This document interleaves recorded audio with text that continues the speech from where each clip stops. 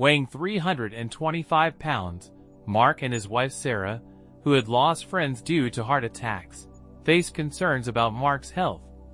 To address this, Sarah limited their intimate moments to 4 times a year, contingent on Mark's weight loss goals. These occasions were Valentine's Day, their anniversary, and both of their birthdays. Over 2 years, Mark managed to lose a significant amount of weight, reaching around 207 pounds. However, he contemplated quitting after shedding 118 pounds, as the journey had been challenging. When Mark expressed his desire to quit, Sarah firmly refused and issued a threat. If Mark quit, he would only receive intimacy 4 times a year, and Sarah would seek fulfillment elsewhere due to her needs. This threat shook the foundation of their marriage. In the moments following Sarah's threat, Mark looked at her with shock and confusion. As she witnessed sadness and hurt in his eyes, the foundation of their marriage cracked. His emotions shifted from sadness to anger and disgust, causing the marriage's foundation to crumble. Sarah realized immediately that she had made a grave mistake. She had pushed Mark to his limits for her desires for weight loss, and then threatened infidelity as punishment. Sarah questioned her actions, recognizing the impact on Mark. Mark expressed frustration, emphasizing the tremendous effort he put into losing over 100 pounds for Sarah's sake. He accused her of using intimacy as a tool to manipulate him, and expressed disappointment at her reward of continued deprivation and potential infidelity. Mark believed Sarah had jeopardized their marriage, introducing chaos into their home. He questioned her trustworthiness and speculated about her thoughts of infidelity throughout their 2-year journey. In conclusion, Mark felt Sarah had ruined their marriage, leaving him uncertain about what to believe. Sarah expressed regret, insisting that she never intended to engage in infidelity. Despite her plea, Mark questioned the credibility of her words. He conveyed his seriousness about the situation and left the kitchen table, heading into the garage to contemplate the situation. In the garage, Mark declared his need for time to think, leaving Sarah in tears. She realized the gravity of the situation and sobbed, acknowledging the seed of doubt planted in Mark's mind. She understood the challenge of dispelling it. Reflecting on her actions, Sarah admitted her lack of consideration for Mark's feelings. She acknowledged her greed and desire for more, despite Mark's previous efforts. Now, she recognized the need to regain what she had lost. Mark spent about an hour in the garage, engaging in activities to occupy his hands while contemplating the complexities of the situation. He didn't really think his wife had cheated on him over the last 2 years, but he wasn't sure. Earlier in the day, he would have been sure, but now, after her comment, he just couldn't be sure anymore. He didn't know either if she would have cheated on him in the future. Earlier, he would have never believed it, but now, he wasn't sure anymore. He said out loud, "I need to find out." Mark walked back into the house. Sarah remained seated at the kitchen table, visibly distressed with red eyes and a red nose due to her recent tears. Mark observed her condition, feeling a sense of regret. Yet, he remained resolute in carrying out his decision.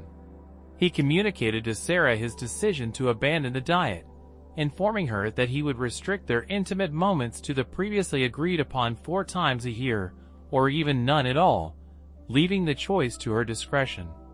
Mark warned of severe consequences if she chose to engage in relations with someone else. He expressed his intent to inflict physical damage on her potential lover.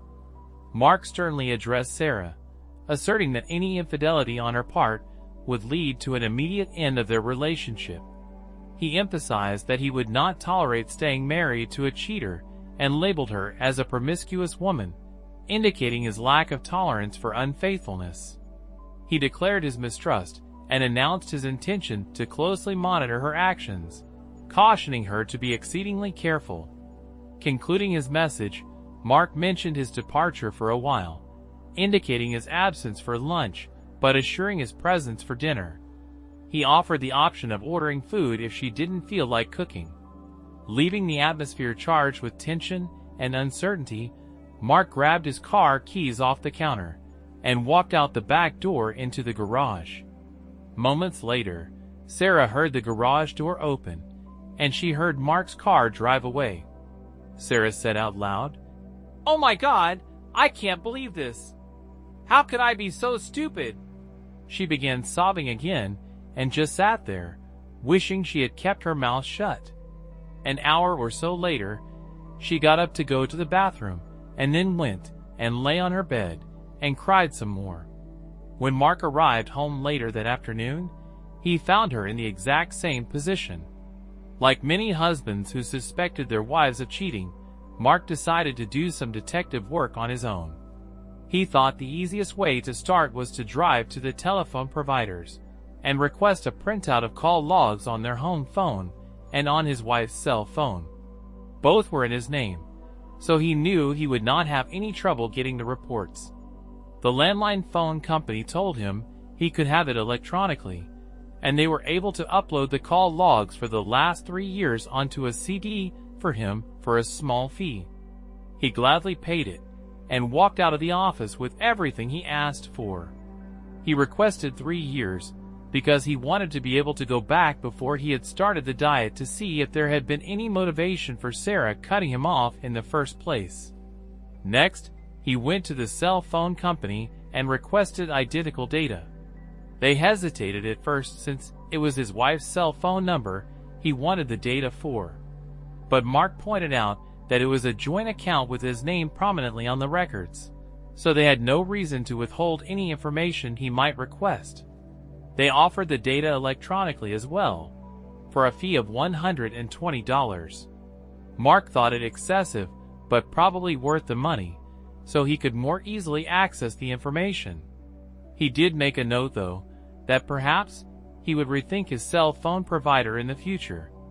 Arriving at home around 4 p.m., Mark saw Sarah laying on their bed sound asleep. He decided to let her sleep and went back to their home office, locking the office door so he would not be interrupted. He sat down at the computer and downloaded all of the data from the 2 CDs into a folder in his documents file. He had already formulated how he would conduct his search. He was going to start with 2 years ago and compile a list of every telephone number called in that first month when he started his diet, and when Sarah had restricted his intimacy to 4 times a year plus rewards for goals achieved. That would have been September of 2008. On their home phone, September had 96 calls to 19 different numbers. He found that using the format the phone company had provided for him, he could sort the data in a number of different ways. So he created a list by numbers, showing the number, the date, the time, and the duration of the call. Once he got the system figured out, it took him about an hour and a half to create that list for every call made from their home phone in the last 2 years. He was just about ready to start the same process on Sarah's cell phone data when he heard the office door knob rattle. The door was locked, so no one could come in. He saved everything he had been doing and stashed away all evidence of what he had been doing. He logged off the computer and went and opened the door to find the most pitiful sight he could imagine. There stood Sarah in a seriously disheveled state, hair a mess, eyes and nose red from crying and sniffling every once in a while. She had her head bent down and only reluctantly looked up and into Mark's eyes. She expressed deep remorse to Mark, acknowledging the hurt and anger she caused.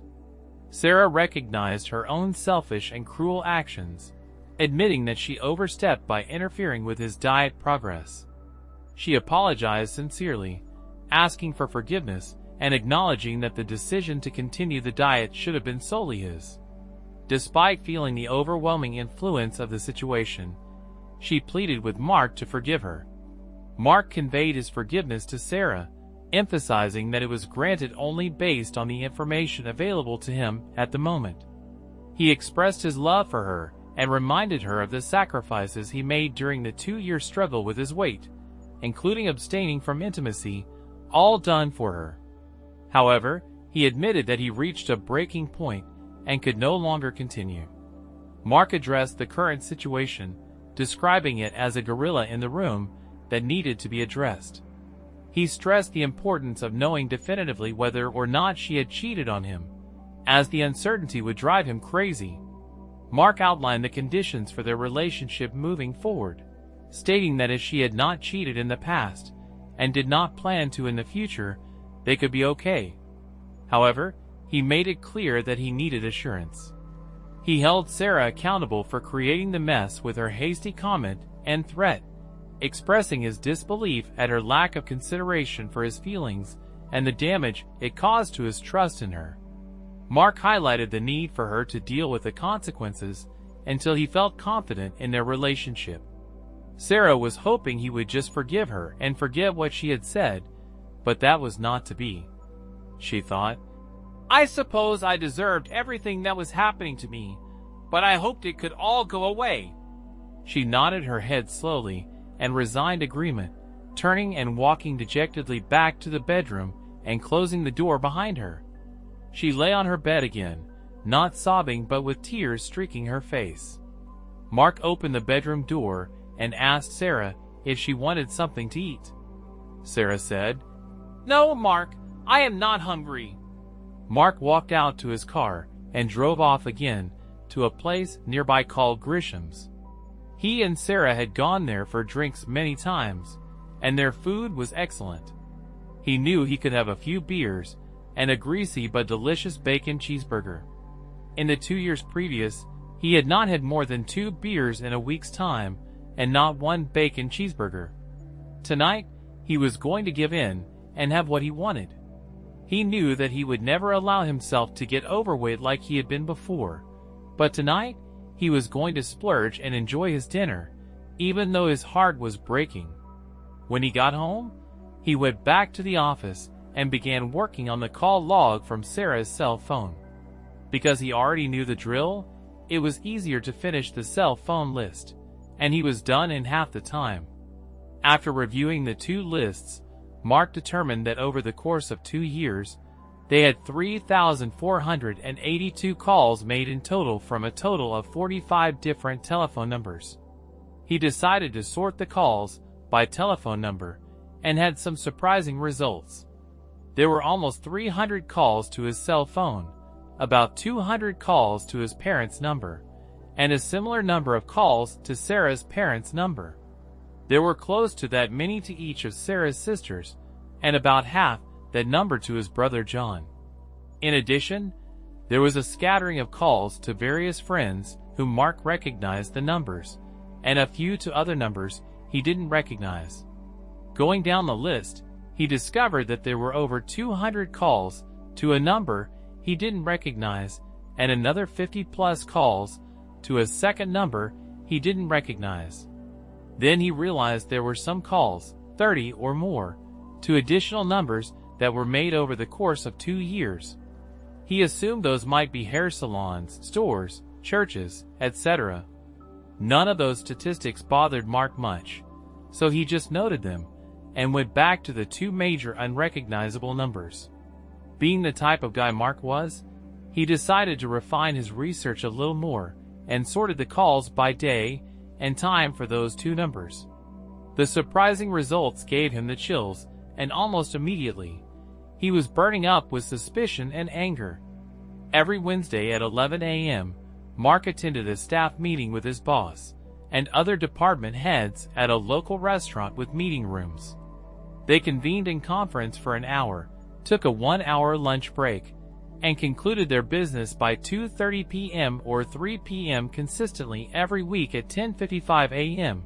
Without fail, there was a call to him on his cell phone. Yes, some weeks were missed, but Mark instantly recognized those were the weeks he was on vacation. But the rule remained. Every Wednesday at 10:55 a.m., at 11:05 a.m., every Wednesday, a call was made to the first of the 2 numbers Mark didn't recognize. He was burning up now. It seemed too much of a coincidence not to be suspicious. Mark knew at that moment that what he was going to discover would not bring him joy. Persevering, he looked at the second number and quickly realized that these calls were consistently placed on Fridays on Friday afternoons, once a month. Mark played golf with his brother and their best friends, finishing the 18 holes around 5:30 p.m. They would stop in the clubhouse for a couple of drinks before heading home, usually reaching home before 6:30 p.m. On those Fridays, he would shower and take Sarah out to eat. What angered him was that Sarah always called him just before he teed off to express her love and let him know she would be waiting when he finished his round and got home. Mark now understood what was going on, but he lacked visual proof or knowledge of the person with whom she was cheating. The scary part was wondering how long it had been going on, and if it started only when Sarah cut him off or if it began earlier. So he extended his investigation another year and discovered that the same calls were made once a month for the 3 months before he was cut off. Whatever Sarah was doing, she had been doing it 3 months earlier, but not as frequently. All he had to do now was figure out who, and then decide what he was going to do about it. Mark thought finding out who would be easy.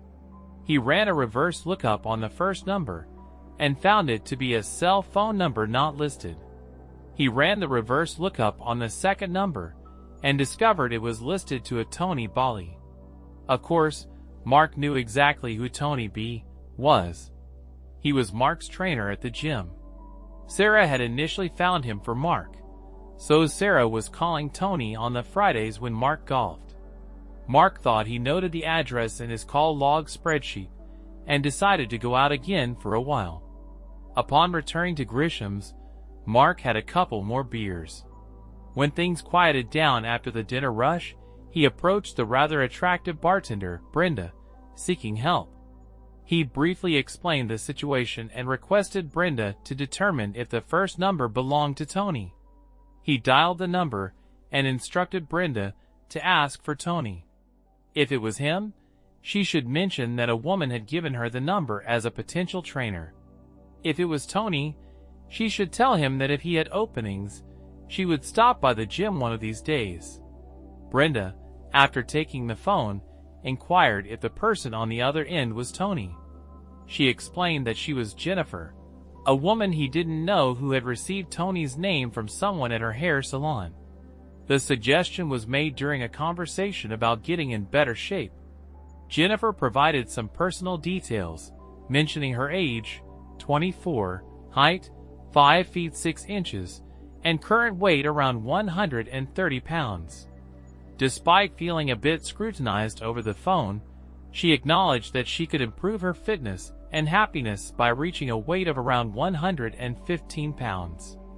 Expressing gratitude for the compliment, Jennifer inquired about Tony's availability. Upon learning that an opening had recently become available due to a client quitting, she expressed her interest. Jennifer indicated her intention to visit Tony in a couple of days to discuss the necessary steps to achieve her fitness goals.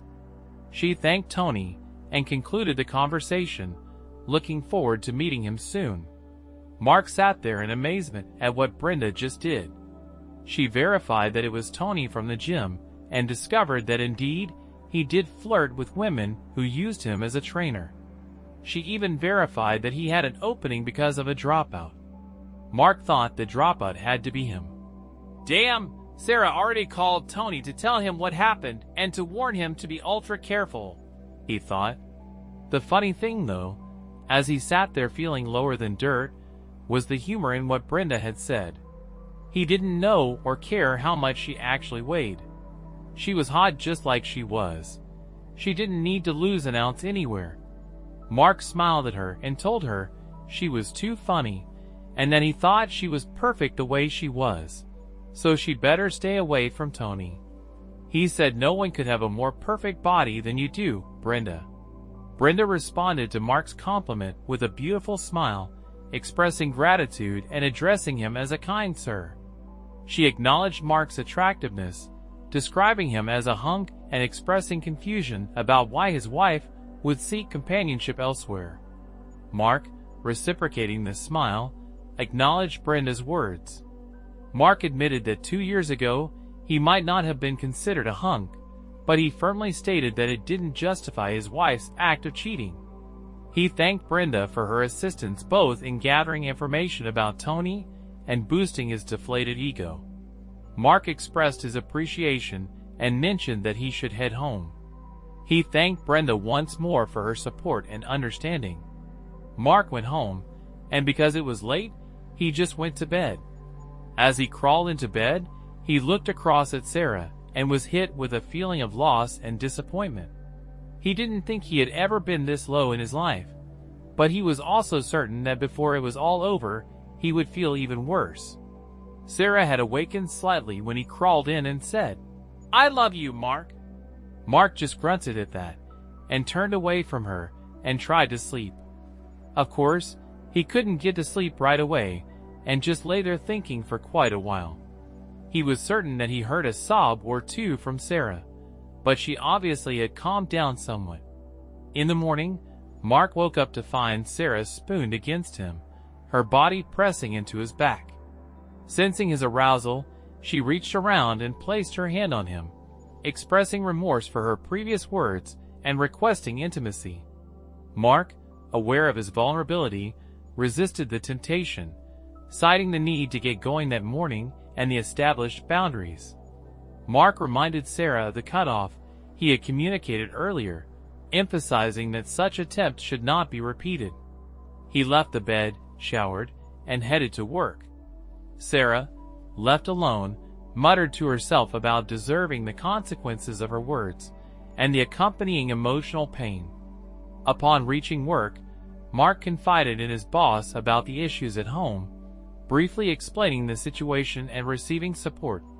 The boss advised him to take any necessary time off to address his suspicions. Mark's boss also provided the name of a reputable electronics distributor for surveillance equipment. Expressing gratitude, Mark informed his boss that he would be taking time off from Wednesday through Friday, planning to pursue his suspicions. The boss, understanding Mark's intentions, wished him good luck with a smile. Mark went to the electronics distributor's location and found out that his boss had called ahead and instructed them to assist him with whatever he needed.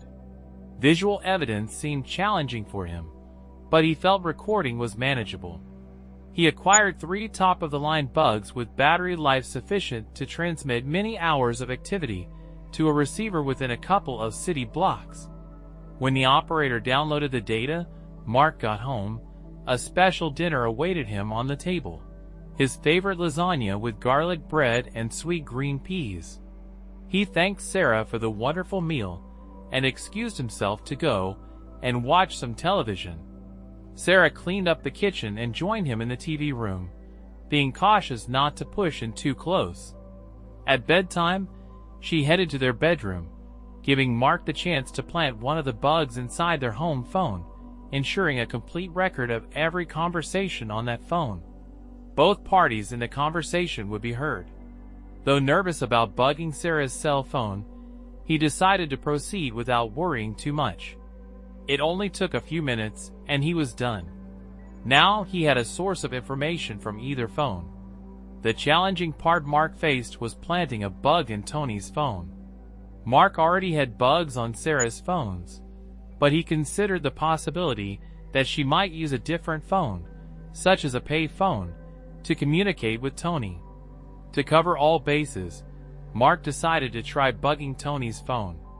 Recalling that Tony worked closely with a well-built blonde woman on Wednesday mornings, Mark suspected their interactions and felt the need to gather more information.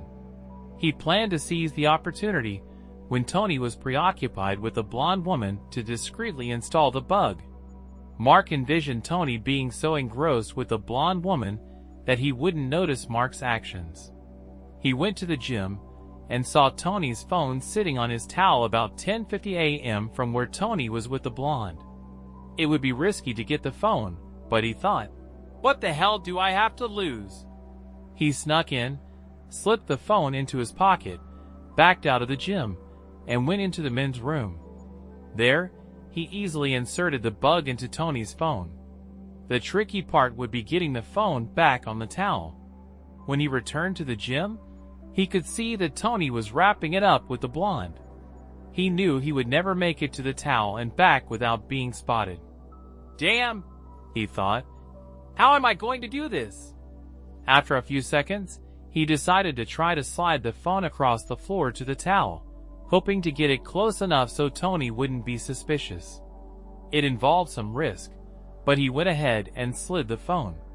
Despite making some noise, Tony, engrossed in the blonde, remained oblivious. Fortunately, he slid it forcefully enough for it to reach the towel, hitting it hard and sliding underneath. It was perfect. Mark believed there was no way Tony could be suspicious now, so he swiftly left the gym. At precisely 10:55 a.m., his cell phone rang. It was Sarah. She said she wanted to talk before his meeting. Of course, Mark never disclosed he was off work the rest of the week, let alone skipping the meeting. After about 10 minutes, Mark began monitoring the bugs using the receiver from his car. Tony's phone rang, and he picked up quickly. Tony greeted Sarah, asking if she wanted to meet at his house as usual. Sarah expressed caution, stating Mark was highly suspicious, and they might need to quit meeting for a while to avoid trouble. Tony grumbled, reluctant to give up their encounters. Mark groaned as he heard Sarah's response, acknowledging the risk. She admitted that the first time they had intimacy, she knew she'd do anything to be with him. She initially cut Mark off to enjoy their time more with Tony, though she loved him. She couldn't take the chance now. She suggested they might resume their weekly encounters in a few weeks, but in the meantime, Tony would have to be content with one of his other girlfriends. Sarah wasn't jealous of Tony's other relationships and proposed considering meeting on the Fridays Mark went golfing.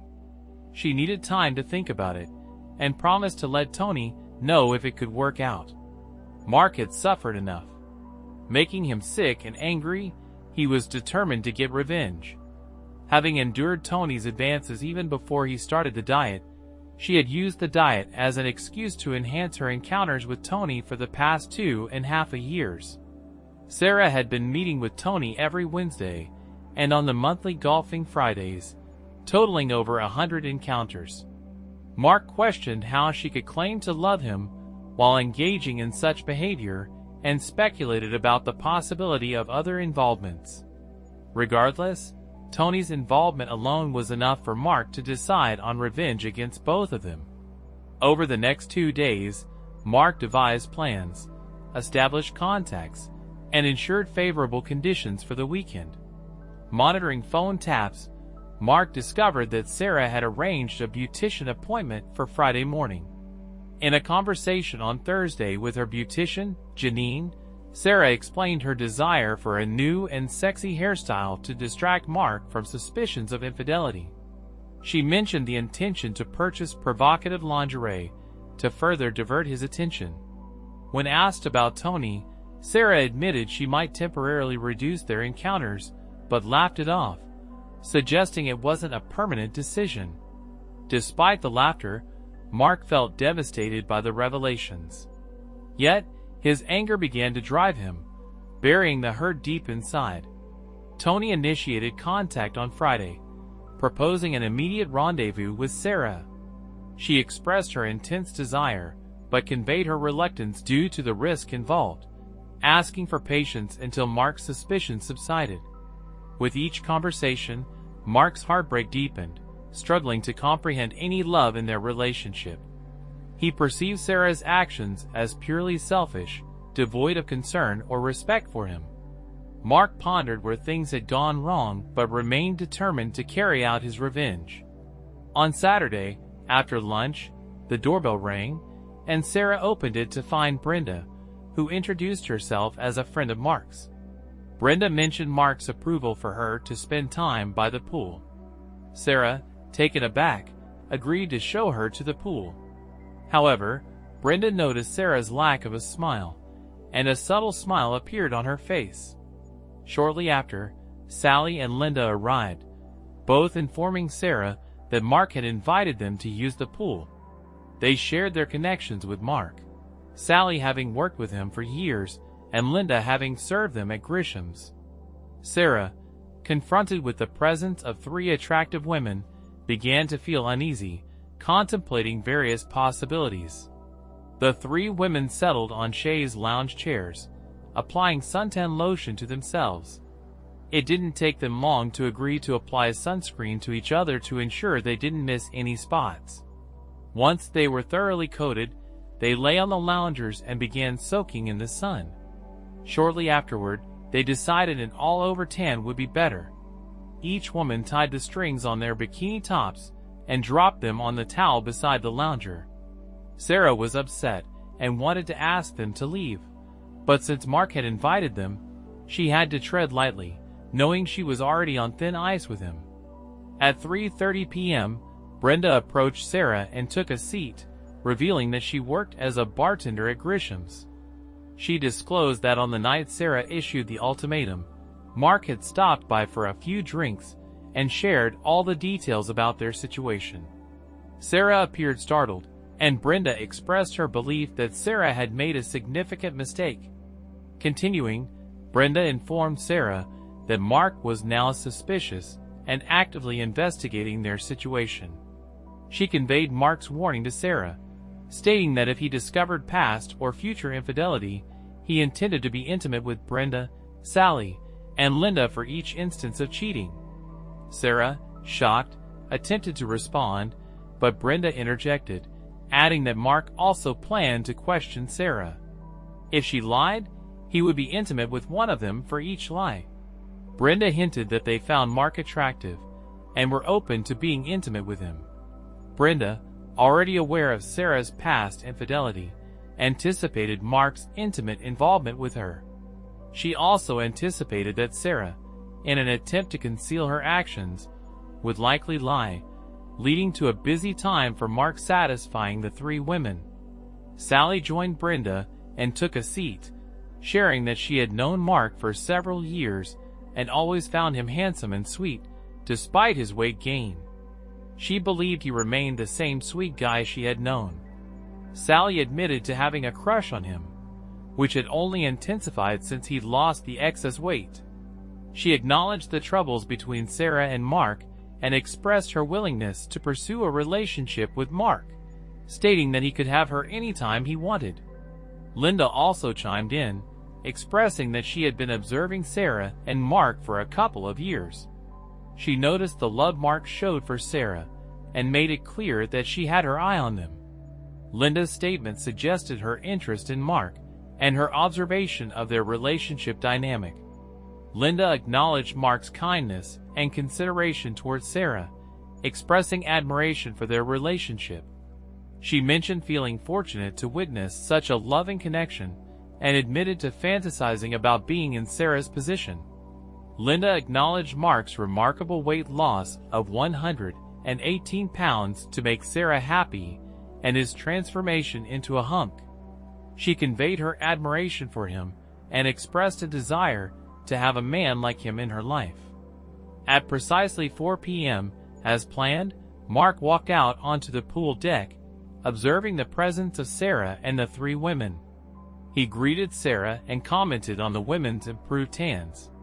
Mark playfully remarked on the women's beautiful bodies, suggesting they might give him a hard time.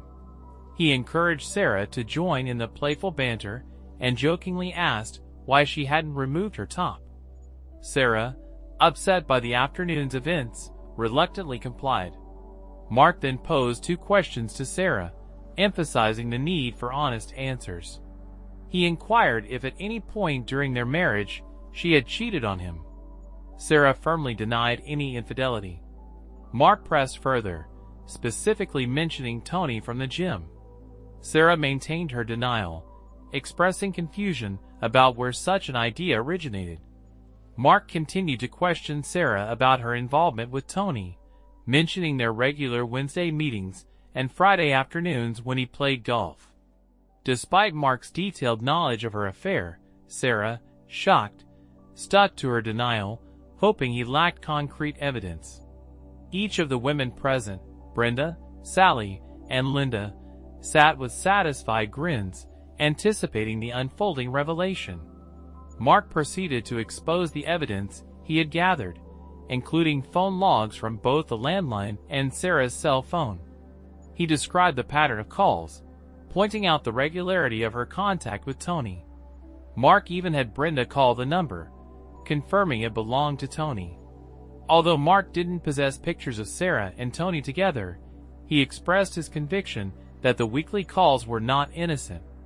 In shock, Sarah realized the extent of Mark's knowledge, understanding that their relationship was about to face significant challenges. As she attempted to respond, Mark intervened, stating that there was little to be said and nothing that could convince him of her innocence. Despite his deep love for her, Mark admitted that his current emotions hurt, disgust, and anger outweighed his love. Mark introduced the three women, Sally, Linda, and Brenda, explaining their connections to him. He described Sally as a longtime work associate, acknowledging her beauty and sweetness. Mark disclosed that he was aware of Sally's crush on him, but never acted on it out of respect for his marriage to Sarah. Sally smiled, recognizing their genuine friendship. Linda's acquaintance with Mark began during their visits to Grisham's when she served them. Mark revealed Linda's fantasy of being with them, emphasizing her admiration for him. He complimented Linda's physical attributes, particularly praising her chest. Mark expressed his intention to indulge in the experience with Linda.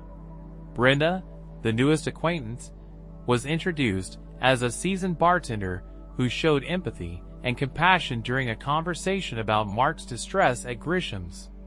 Mark highlighted Brenda's assistance in obtaining information and forming a connection with her. As Mark spoke, Sarah teetered on the edge of a breakdown, visibly emotional. Tears flowed, and her breathing became erratic. Despite her desire to convey something to Mark, she remained silent. Mark, acknowledging the interest expressed by the three women, revealed his anticipation of enjoying intimate encounters with them, exploring sensuality in every aspect. However, he reiterated his commitment to not be unfaithful in his marriage, and expressed the need to end the marriage with Sarah to pursue these relationships. Mark conveyed his reluctance to violate his pledge and asserted that terminating the marriage was the only solution. Brenda produced divorce papers from her bag and informed Sarah, a bartender by night and a process server by day, that she was being served. Sarah, overwhelmed with emotions, broke into tears at the delivery. In an attempt to plead with Mark, she apologized profusely and expressed her love, pleading with him to reconsider. Mark responded, expressing doubt about Sarah's love, citing her actions over the past 2 years as evidence. He emphasized that the issue went beyond a couple of instances, believing it occurred over 100 times. The court hearing was set for next Friday, and after the legal separation, Mark planned to commence relationships with the three women. He suggested that indulging in pleasures with them might help him find forgiveness for Sarah's affair with Tony and understand the satisfaction it brought her.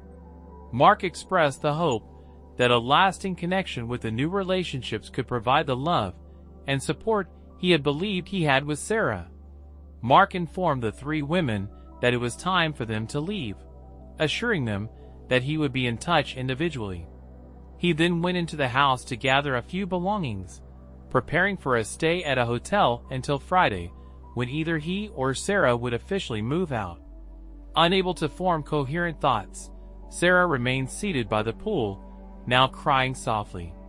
Mark emerged through the patio doors, placed his suitcases down, and approached her.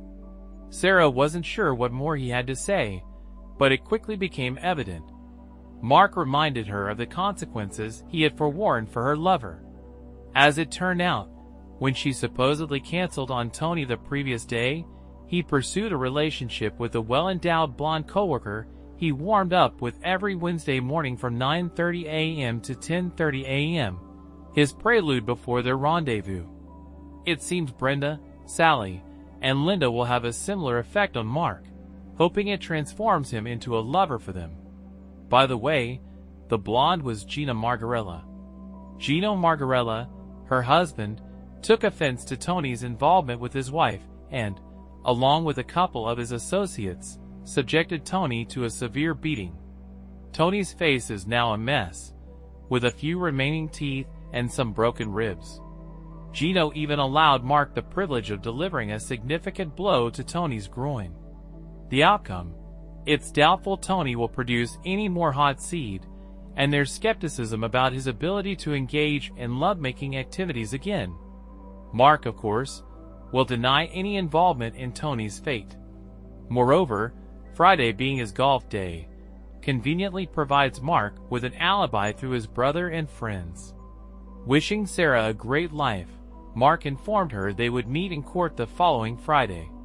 That day, Sarah was left alone in tears. Within the next 2 hours, she packed her bags and headed to her mother's place. The divorce process took 7 months, leaving Sarah devastated and sinking into deep depression. Contrary to what he claimed about the other ladies, Mark had no intention of following through. Instead, he found solace and adopted 2 golden retrievers. Ultimately, he discovered unconditional true love.